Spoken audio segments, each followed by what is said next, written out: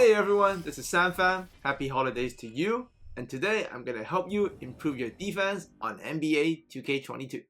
So in this video, I'll be doing a detailed comparison between good defensive setting versus bad defensive settings. I will show you clips of both and also the details in each so you understand what's good and what's bad. I will also show you the best defensive settings you can use to optimize the interceptor badge, which is absolutely OP this year online and offline, so we'll also discuss that. And most importantly, lastly, I will also show you how to use defensive team communication option. This is a setting in the coach setting, and you can use this to your advantage to help improve your game as you understand your team's rotations better. And there will also be the full settings for reference at the end of the video. So let's begin by looking at bad versus good setting. So here I'm online playing against my opponent, and this is a bad situation for him because he has no off switch and he's also user off balling on the weak side. And you can see I break him down with the initial pick and roll up top, and then because he was off balling on the weak side, I was able to pick him apart. So by comparison, the good version would be what I'm doing here. All switch settings while I'm off balling on the strong side. As you can see, I'm playing the hedge, and because I'm playing all switch, I don't need to go too heavy on the rotations. And because I'm also on strong side, I can maintain my defense for not breaking down. So you can see me switch there. And then as the help defender comes from the corner, you can see my trailing man, Sexton, number 2, goes back to the corner. So that's perfect all switch, perfect coverage, force a shot clock violation, great defense. So here against my opponent, you can see this is a bad situation. He has automatic setting for stay attached. So he has set stay attached to automatic. You can see his hedge defender stay attached to my Romander, which gives up the drive, and I was able to get a dunk even though he had a crazy Giannis card. It was not helpful. Here's another bad setting for my opponent. You can see he's doing no help settings. Wow, he's also off balling. So I'm just gonna break him down 5-out ISO because he's off balling with a bad defender on me on the ball. I'm just gonna isolate him.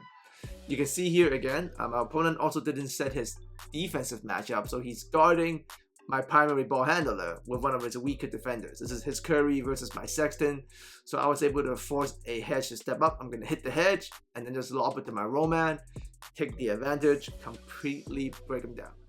By the end of it all, even though he had way better lineup and cards against me, it doesn't matter. We were able to pull the win solely on the fact that we had much better defensive settings versus his. So another great setting I want you guys to know, a great one, a good one. You want to go tight off ball with 3/4 bottom for the post defensive setting. You do this.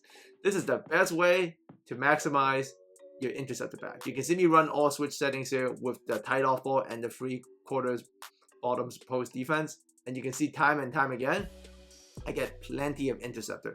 And the best way to trigger this here is pressure the ball and let the interceptor badge go to work. So you can full court press if you want, or you can just hound the ball handler with one guy.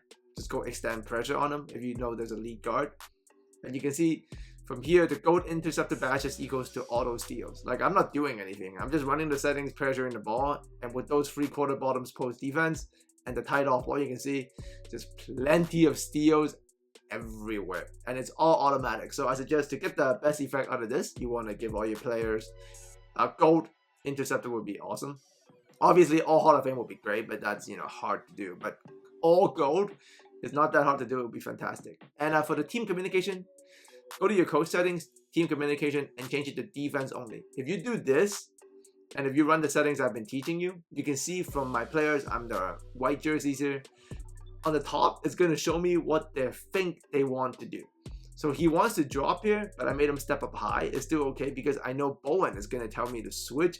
And the higher the defensive IQ, the higher the help defensive IQ and defensive consistency, the better communication you're going to get from your players. So you can see here, it's just, without these team communication on, I wouldn't even know what my defenders are thinking. But now that I do know, and I have quite elite defenders on my team, I can read off what they're going and then rotate accordingly. And you can see here, I'm just reading off all of Danny Green's team communication. And if he's going to go under, obviously, I'm going to switch to Jamal Murray and come up because I have switch on switch settings turned on. So there comes the switch. I'm Murray. I'm going to attack the handler and we get the switch and we're good to go. All of this was possible because I have team communication on. Same thing, Murray wants to go under, so I step up with Turner. We take that switch, and the switch is okay because my roster can handle this kind of switch. We're going to overhelp, rotate over, and we're getting stop after stop after stop. And this year, defense is hard to do. So with this little bit of team communication, it'll probably make you half a second faster. But that half a second is a very big deal. That half a second is a difference between getting scored on and getting a tip or getting a full stop on defense. All right. So you can see here, great settings, great team communication, and also just letting that interceptor batch go to work. So try these out for yourself. If you got any questions, leave them in the comment section.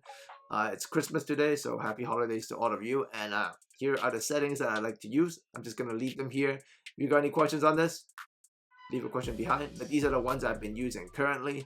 I'll probably update them later with more videos, but these are the favorite ones I like to use, and I haven't really lost on clutch time all week yet with these, alongside with some money plays, which I will be showing you tomorrow. So plenty of money plays coming tomorrow, so make sure you check that out. As always, thanks for coming by, and we look forward to speaking to you guys again very soon.